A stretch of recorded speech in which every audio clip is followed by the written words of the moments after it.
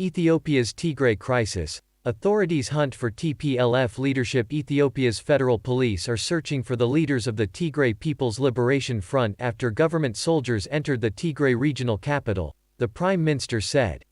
Abiy Ahmed added that Mekelle's capture marked the last phase of the three-week conflict, but details are hard to confirm as communications are blocked. The TPLF leader, meanwhile, vowed to fight on, in a statement to Reuters.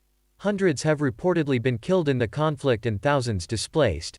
It began earlier this month after Mr Abiy announced an operation against the TPLF, the regional party, accusing it of attacking the Ethiopian Army's Northern Command HQ in Mekelle. Ethiopian soldiers accused of blocking border with Sudan. Can Ethiopia ignore Africa's diplomats? Why Ethiopia may be marching into guerrilla war. He has consistently described its leadership as a criminal clique, and said that the police will bring them to the court of law. The BBC managed to speak briefly to one contact in Mekelle who said that federal soldiers were in the city and he had heard sporadic gunshots on Sunday morning. Some residents had earlier fled to the city's outskirts, he added. Meanwhile, the U.S. Embassy in neighboring Eritrea said 6 explosions were heard in the capital, Asmara, late on Saturday. Tigrayan forces have previously fired rockets at Eritrea, which they accuse of backing Ethiopian government forces in the weeks-long conflict.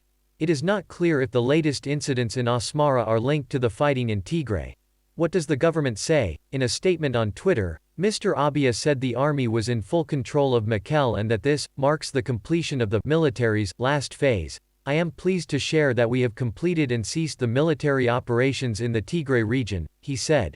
The army had released thousands of soldiers taken by the TPLF and was in control of the airport and regional offices, Mr Abiy said, adding that the operation had been carried out with due care for citizens. There have been fears for the safety of the 500,000 people living in the city.